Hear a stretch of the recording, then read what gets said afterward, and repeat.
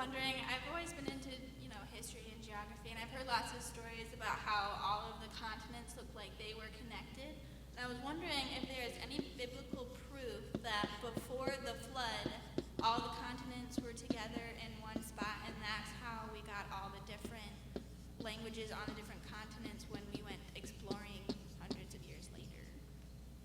Okay, Tara, there's a short and a long of that. The languages actually most likely are after the flood.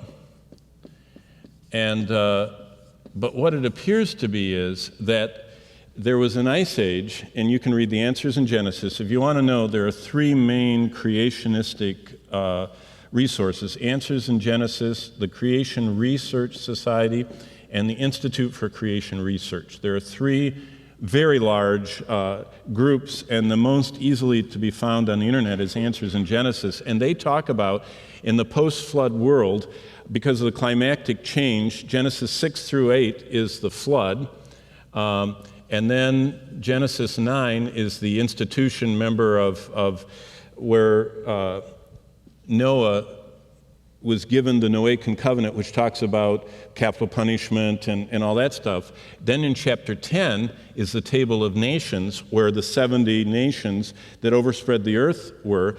And then chapter 11 is this language that somebody back, was it Hannah or so? I don't know who brought that up. But are the continents connected? They're all connected by ridges underneath. In fact, what's so interesting, if you look at a map of the world and look at the oil fields, it's very interesting that if you put the continents together, and the oil fields, like the oil fields that are off Nigeria, are also off the fitting part of the continents off Brazil. Isn't that fascinating? That the oil fields seem to show a continental expansion. Where does it say that in the Bible? What's interesting, if you look in chapter, the genealogies, now I've never thought about this one too much, so it'll take a minute, but it says the only obscure reference would be, in the days of Peleg, the earth was divided. It's 10:25 of Genesis. It says, to Eber were born two sons. The name of the one was Peleg, for in his day the earth was divided, and his brother's name was Joktan. And so what people say is, either that's saying in 1025 that in his days the earth was divided by this language spreading of the Tower of Babel, or that what happened is the flood of Noah put water over the highest mountains on earth, and Noah's in the ark with the animals and his family. And then the waters began to recede, and his ark that God had him built stopped on Mount Ararat. Where did all the waters go? Well, there was a super change in the climate of the earth. If there were waters, here's the earth, it says that there were waters that were beneath the firmament and above the firmament. So if this is earth, there was groundwater and there was atmospheric water. And so the atmospheric water, probably some kind of what some call a vapor canopy, fell to the earth. If there was a vapor canopy around the earth, that would explain how we have pterodactyls, or whatever they're called, the pterodons, those creatures that you see in the science fiction movies that they've dug up that have wings that are way too thick. But if it was a vapor canopy, there was a hyperbaric kind of, the whole earth was hyperbaric, which you know what a hyperbaric chamber is, where they concentrate the oxygen and you get over-oxygenated. But if you had this vapor canopy, there would have been a much thicker atmosphere that would have been more like a greenhouse. And with all this water came down, all of a sudden a uniform, basically probably pre-flood, there was this, what we see in the Antarctic. The Antarctic has ferns that are preserved in the fossil beds of the Antarctic that were 50 and 60 feet tall. How did they grow in the snow? There wasn't snow. It appears that the whole earth was tropical prior to the flood. And so that's why we have the coal fields all over the world, and we have fossils on top of the mountains. But if that happened, the water came down, flooded the earth, and then the climactic change made the there were ice ages, and there was a north and south pole ice cap.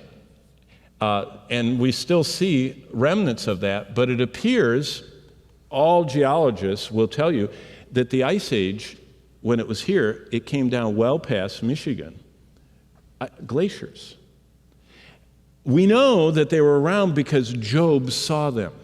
Job talks about mountains of ice. Job, who probably lived in Saudi Arabia or somewhere in the Middle East, Job saw mountains and seas, he talks about. He also saw two types of dinosaurs. So probably when the max of the ice age was going on, all of the continents would have been connected by land bridges. And so probably people were traveling because the Tower of Babel, sorry.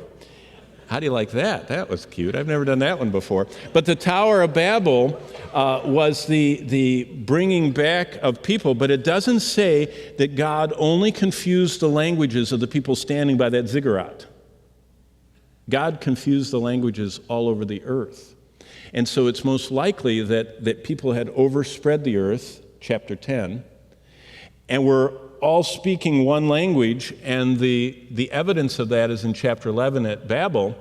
And they were spreading over the earth because there were land bridges, because the water was lower, the oceans were lower.